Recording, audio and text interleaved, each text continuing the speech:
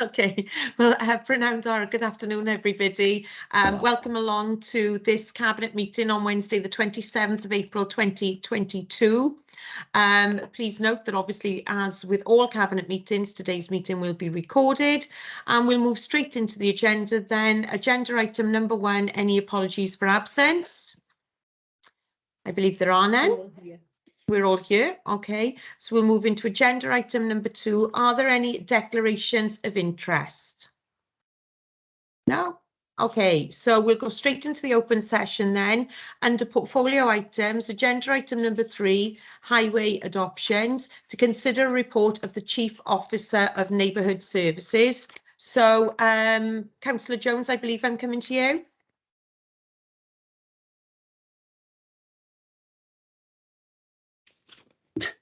Sorry, I was looking at the report then and I couldn't find my microphone. Yes, that's correct.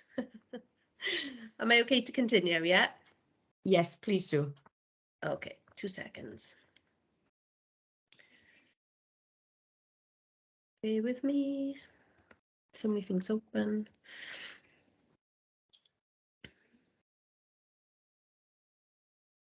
Okay.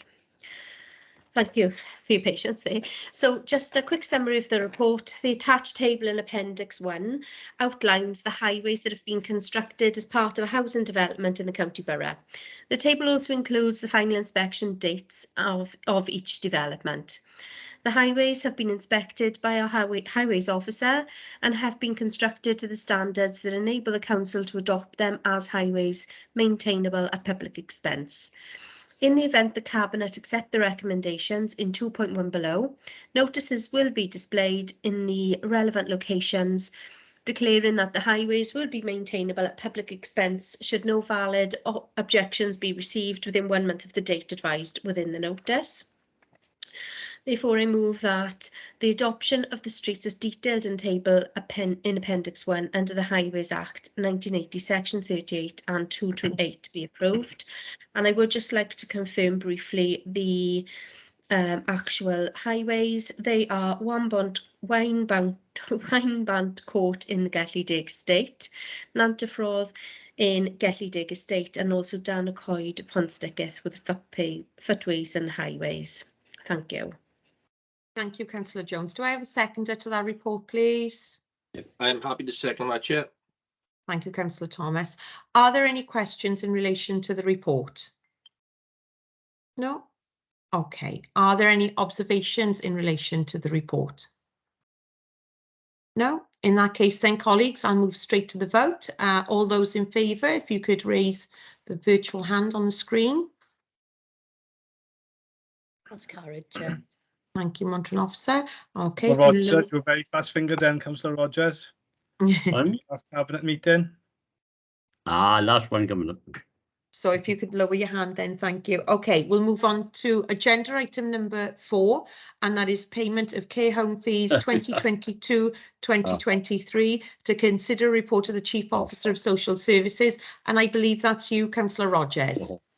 This is my last report of all time, and it's the last report of this council. It's a funny thing, isn't it? Bear with me then. Right, summary of the report. Merthyr Tydfil County Borough Council as a social service, it's the payment of care home fees 2022-2023. Merthyr Tydfil County Borough Council as a social service authority for Merthyr Tydfil has an obligation under Section 21 of the National Assistance Act 1948 to make arrangements providing residential accommodation for personnel aged 18 or over by reason of age, illness, disability, or any other circumstances in need of care and attention. Local authorities have to ensure that the methodology for setting care home fees that comply with Fulfilled Lives, supporting communities, commissioning, framework guidance, and good practice. Local authorities need to have a mechanism in place to assess costs, performance, with providers. Fee setting must take into account the legitimate current and future costs faced by providers, as well as the factors that affect these costs and the potential for improved performances for more cost-effective ways of working. Funding for this is the ring fence within the Revenue Settlement Grant, RSG, by Welsh Government. All toolkits developed are to be in accordance with the Fulfilled Lives Supportive Communities Commissioning Framework Guidance and Good Practice that was issued in August 2010 by the Welsh Assembly Government under Section 7 of the Local Authority Services Act. Page 9 to 10, you see the methodology and also the financial implications. And on the page on 6.0, the impact assessment has been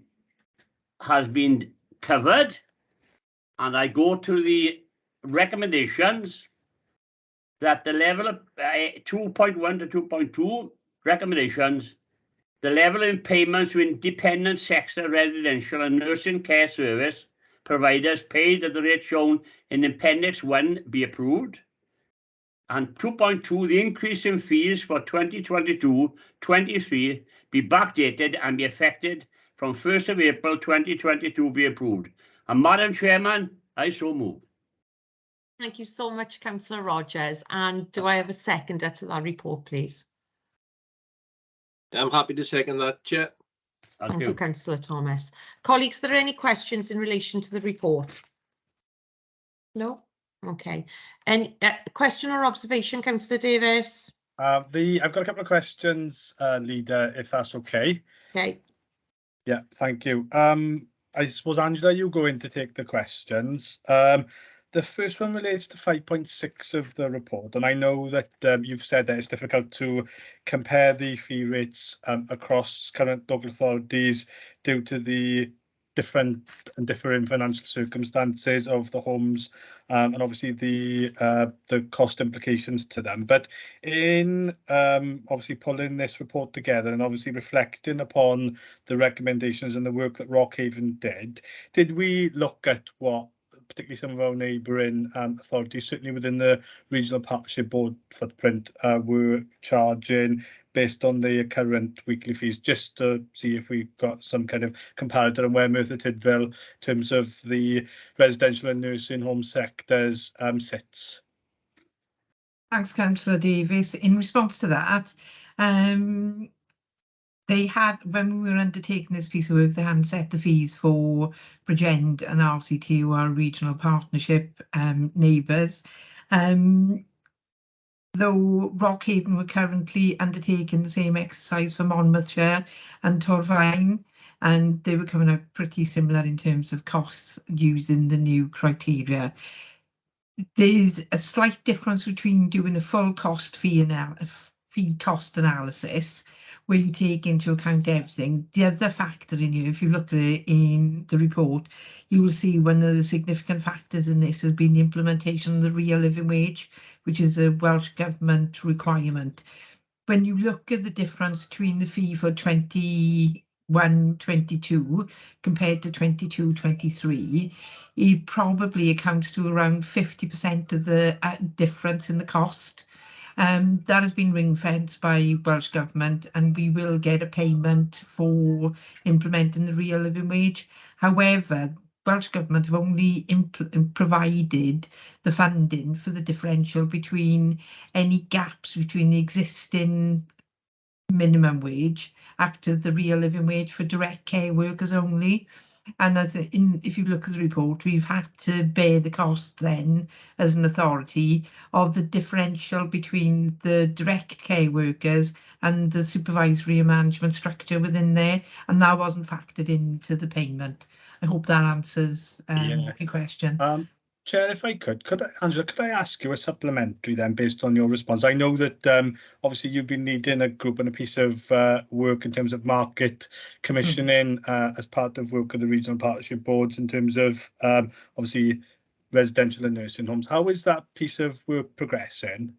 It's, thanks, Councillor Davis, it's progressed really well. We've got the initial report that we've commissioned from Practice Solutions.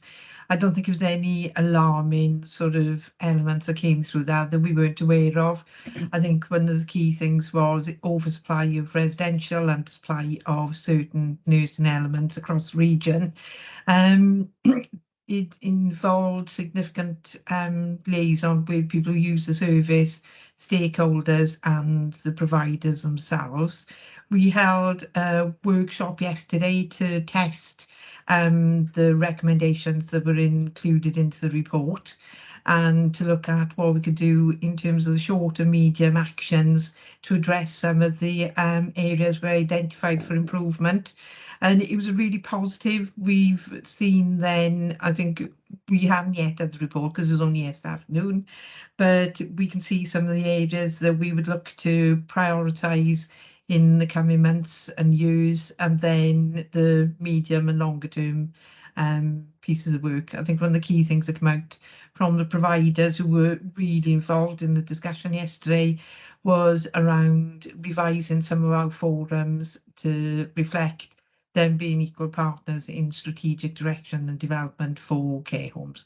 And as soon as that piece of work is completed, it will be reported in full to the Regional Partnership Board. Great, thank you for that. Okay, So very thanks.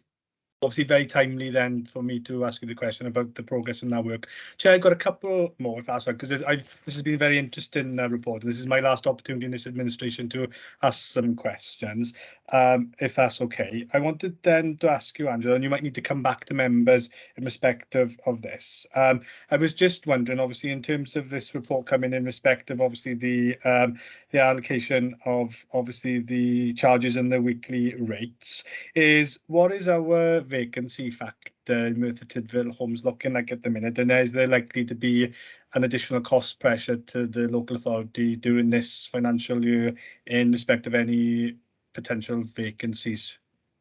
Right, are we looking at when saying care homes in Merthyr, you're asking around local authority care homes, yeah? Just on the independent sector, if Right. you know.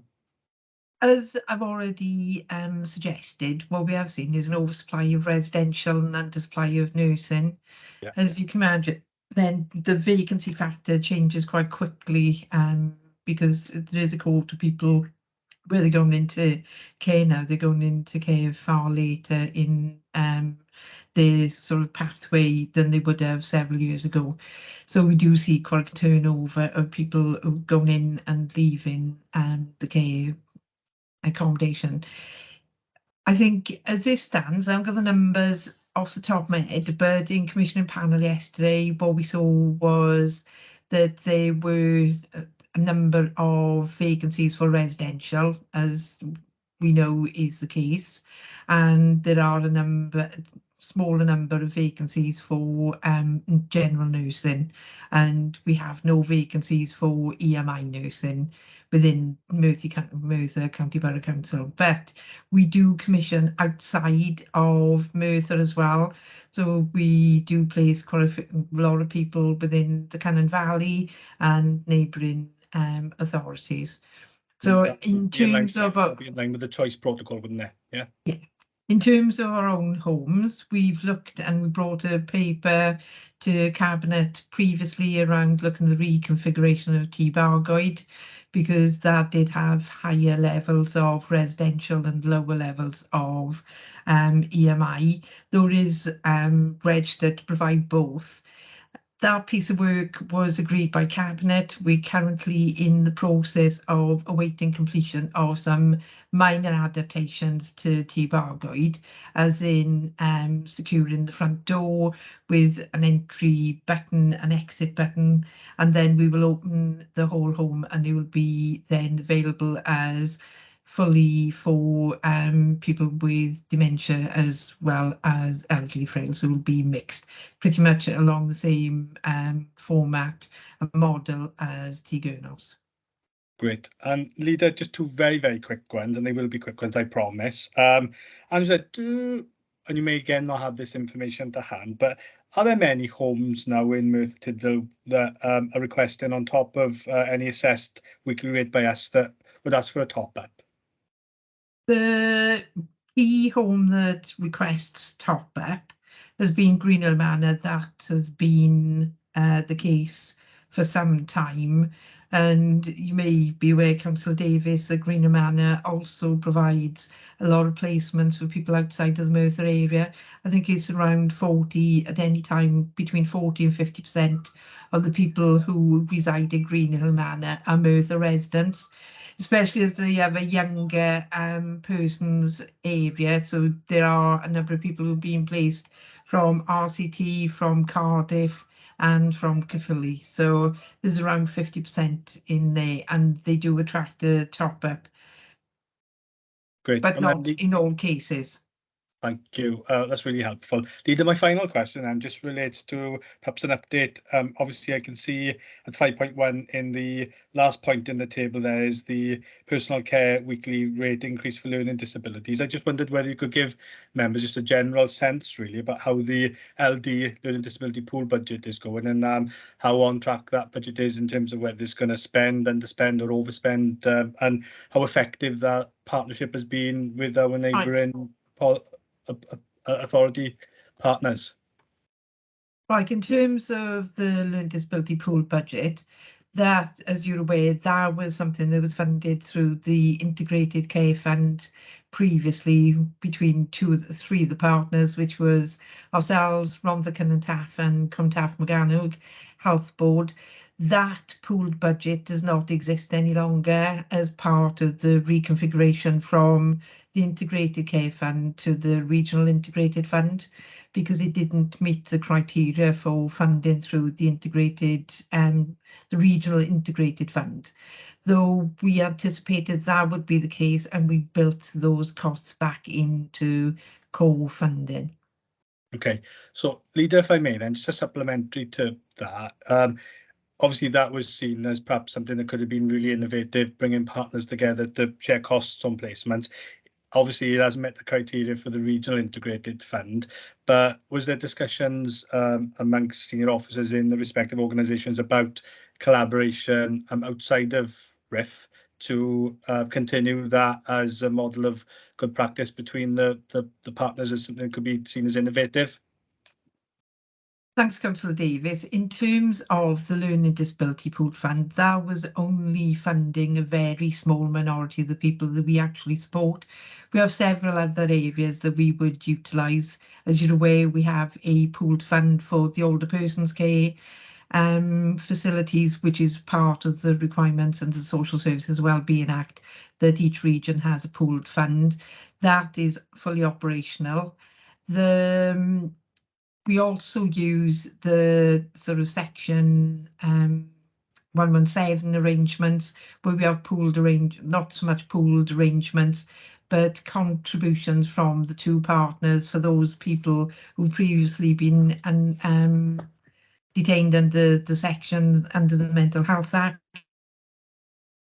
117 arrangements, we agree what the contributions from each partner is to that placement going forward. But we have no plans at the moment in terms of developing a pooled fund for learning disabilities, though there are several other pieces of work that are undergoing and being undertaken on a regional basis around learning disability services, but that wasn't seen as one of the priorities from the work that was done previously with stakeholders and service users around what would be the priorities for commissioning learning disability services over the next 5 to 10 years. Okay, Andrew, thank you for those really detailed and helpful replies. Leader, thank you for that. Cheers. Oh, you're welcome. They were all relevant to the report. Councillor Davis was absolutely fine, no problem at all. Okay, if there are no further questions, we'll move on to any observations in relation to the report. If there are none, then colleagues, we will move on to the vote. So all those in favour, please raise the virtual hand on screen. Councillor Rogers is fast, first fingered again. That's carried, Leader. Thank you, Monitoring Officer. If you can lower your hands then, please, colleagues. Okay, the next agenda item is agenda item number 5, any other business deemed urgent by the chair. It's not necessarily urgent, but I want to take this opportunity to firstly thank the officers present here today who were present in every single cabinet meeting, and those officers that come when they are presenting reports, and additional officers to support reports like our colleagues Angela and Gerald, etc. here with us today. Can I give thanks for your absolute professionalism over the last 5 years, and certainly for me as chair over the last year as well, and that also goes to Democratic Services and of course our monitoring officer. So thanks really from me as the chair of cabinet for that.